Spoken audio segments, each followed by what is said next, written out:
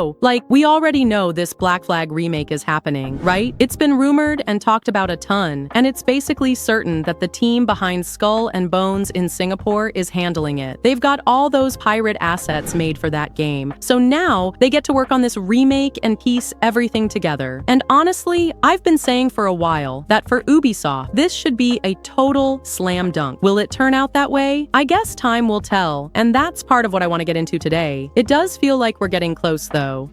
Assassin's Creed Interface took a screenshot, or had someone send it, showing that on some people's PlayStation accounts, there's a wishlist link popping up for the Assassin's Creed Black Flag store page. And on the PSN side, the Black Flag title randomly got an announced tag, then it got taken off, then put back on, and then removed again. I'm thinking they're just doing behind the scenes store prep, adding tags to get the store page ready, because there's already an Assassin's Creed 4 Black Flag page. It seems like they accidentally slapped the announced tag onto the old listing. Someone must have spotted it, and a bunch of others confirmed it.